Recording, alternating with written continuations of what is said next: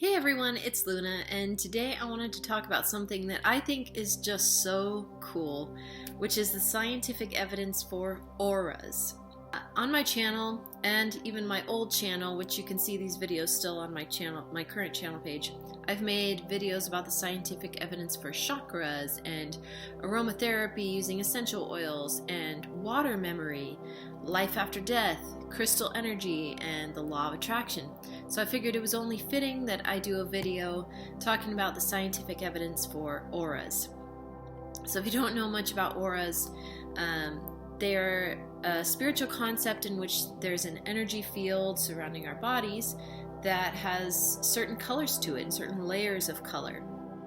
And also this aura is representative of our spirit and what's going on in our bodies, what's going on with our chakras, and things like that. So most people consider everyone to have a certain main color to their aura, and there are also people who claim to be able to see a person's aura when you look at them. Let's talk about the obvious thing that first comes up is, do we really have an electromagnetic field around our bodies? Yes, we do. We actually do. And I think scientifically most people would agree that this electromagnetic field is toroidal in shape. And I'll put up a graphic here of what that looks like, but it's essentially like a donut, or maybe like when you peel an orange, the inside is a sphere, like when all the segments are together, it's a sphere that has a hole in the middle. It's like that. So what's super interesting about this is, yes, we all have an electromagnetic field around our bodies, and a lot of living things do as well. But also, not only that, but our planet also has an electromagnetic field around it that is toroidal. And on an even bigger level, the universe is thought of to be toroidal. And this is a theory. Some people in the scientific world still believe that the universe is just flat, but I think there's a lot of cool pieces of evidence out there that I won't get into in this video. That would take a very long time. But I believe that there's plenty of reason to believe that the universe is also toroidal, just like the field around the earth and the field around our bodies. So, yes, we have an electromagnetic field, and the idea behind auras is that this electromagnetic field carries our vibrational energy. So everything in the universe has a frequency or a vibration that interacts with other vibrations. So for example, the idea of my electromagnetic field or my aura can interact with yours when you are near me. Or this concept also carries over into the idea of crystals, for example. Or crystals having their own field of energy around them and their own vibration because they were formed in the earth with all this pressure on them, and they are essentially the manifestation of a frequency. That's why they have their shape, and there's a lot of sacred geometry within crystals that can, their energy field can interact with ours, and that's the idea behind crystal energy and crystal healing. And then there's also the idea of Reiki, where there's some Reiki where you actually touch parts of a person's body for their chakras, chakra healing, things like that. But a lot of Reiki is no touch at all, where you just hover your hands over a person's body. I actually am a certified Reiki practitioner. I've never actually practiced it, but I got certified in it as a Reiki master. So I definitely think there's a lot of truth in the idea of our electromagnetic fields or our auras interacting with one another, because everything is energetic, and things, I feel like our energies can mingle in that way. So another piece of evidence for the existence of auras is Kirlian photography. And this is a type of photography where supposedly you're able to photograph the electromagnetic field or the aura of a person. But it also works, and I'll put up some pictures here, for living things. I've seen Kirlian photography of leaves, for example, or I've seen things like a raw carrot next to a cooked carrot. and you can see that their field of energy around each one is different. The cooked carrot, even though we could consider it dead, still has somewhat of an electromagnetic field or an aura around it, and it's very interesting. Kirlian photography is a complicated process. I'm not someone who's very savvy on how that works. I just know that it involves some kind of metal plate or something that emits light, where you can capture the outer layer of light around each thing that you're taking photos of.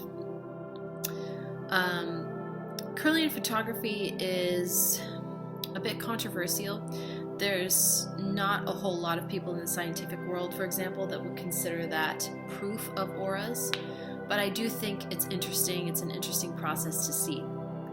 Also, I've actually had my aura read before with a machine where it was this little electronic device where it had little balls to put your fingers, like your hands and your fingers on, and it would, I guess, pick up something like either the electricity from your hand or the little pressure points from your fingers to actually not only show you your aura and the colors and layers of your aura on a screen, but it also showed you your chakras and which ones were open or not. Now this one is very much not backed up by science, but I thought it was notable that everything that came up on the screen was absolutely accurate as far as where I was with my chakras, which ones were more open, which ones were more closed, and it was a very interesting experience. So I hope to learn more about that and how that works, because I haven't been able to find a whole lot of information about these machines or exactly what they're even called. There's several different companies that make them, and they are thousands and thousands of dollars. But it's very interesting. I do think there's something to be said about, for example, the amount of stress that you may have in your body, where if you put your hand on a certain sensor like that, it could possibly determine what's going on with your chakras, as far as what kind of stress you may have, or a lack of stress by the way you grip it. So it's a very interesting piece of technology. I would love to know more in the future about how exactly that works. So as far as scientific studies on auras, one of the most promising things I've seen is there's at least one study, if not more, and I'll put up an image of it on the screen. But there are many different studies that I've seen that link people who can see auras with people who have synesthesia. So for example, they found that a person saying, okay, I see that this person has an aura that is mainly blue, and then it has a layer like that, and those people usually have a condition called synesthesia. And this is a real thing. I actually have synesthesia as well. I can't see auras, but there are many different kinds of synesthesia, and it manifests in people in all different ways. So for example, I can think of a word, and like the word book, for example. And when I say the word book, I can picture the entire word in my head as I speak, just naturally, without even trying. I just picture it all spelled out in my head, and the word is blue. I don't know why that is. I associate every single word with a different color, and I always picture words when I say them. And every letter of the alphabet has a different color, the rainbow, associated with it. Every number has a certain color associated with it, and it's an interesting thing to experience. And I thought everyone was like that up until I was an adult, because my mom also had synesthesia, and she and I would talk about it sometimes, and how we associated different words with different colors and things like that. Just to give an official definition though of synesthesia, just so I can convey more of what it is, a definition that I found that I think is really good is synesthesia is an anomalous blending of the senses in which the stimulation of one modality simultaneously produces sensation in a different modality. Synesthetes, is that how you say it? synesthetes hear colors, feel sounds, and taste shapes. I'll say that again. They can hear colors, feel sounds, and taste shapes. And those are just examples, a few examples. So, in these studies, it showed that people who claim to see auras largely have synesthesia. This is not a condition where you're crazy, it's not a mental health problem, or it's not a hallucination. It's just the way some people's brains work. We associate certain colors, for example, or certain smells, or certain sounds with different objects or different experiences, or different words or numbers. And it makes perfect sense that if you're picking up on the vibrations of a certain person that you're looking at, or especially someone that you're getting to know, you would associate them with a certain color or series of colors in a certain order. And another thing that we can look at psychologically that would explain this is color psychology. So I've talked about color psychology in my videos about the science of chakras, where it makes sense that certain colors would affect you in certain ways. For example, and I'll put up another graphic here of different colors and how they affect us psychologically. But red, for example, is the color of blood. So that can give us feelings of anger or being tense, or even feelings of passion or things like that, very primal types of feelings. Whereas a color like yellow is very happy and sunshiny. It reminds us probably of a sunny day, and it can make us feel more social and energetic and confident and things like that.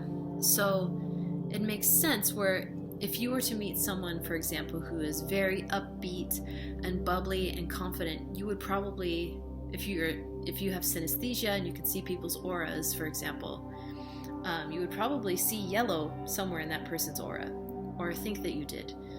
And whether or not this is a real thing where people can see something that's a real aura, or if they're just picking up on an energy, I don't really know. But I do know that this is something that people have believed in since the beginnings of humanity, the beginning of civilization.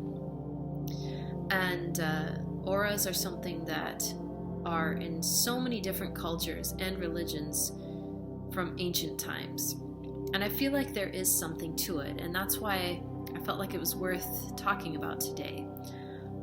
When you consider especially our chakras, and there is scientific evidence for the chakras, as I've talked about in other videos, different chakras that are being expressed would make sense as to how your aura may change in color sometimes. Some people believe that if you're feeling more angry, suddenly your aura can change to red, for example, or even black.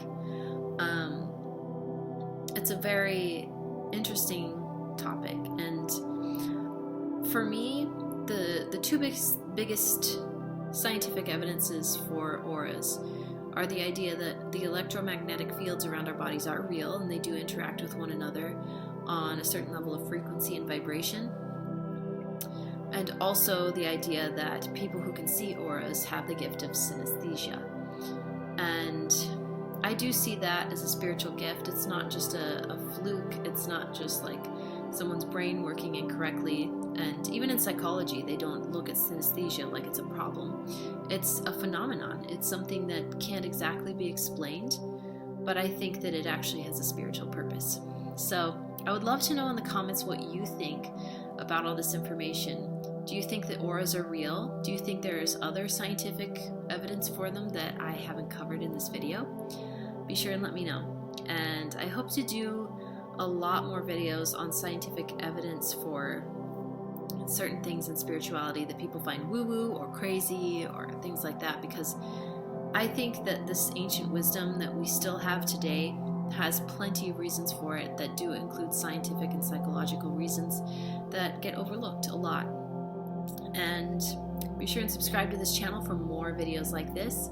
Hit the bell so that you don't miss any of my videos, because they don't always show up just in your subscription box if you subscribe. You have to hit the bell. And be sure and like this video and share it so other people can see it too. Thanks for watching, guys, and I'll talk to you later. Bye.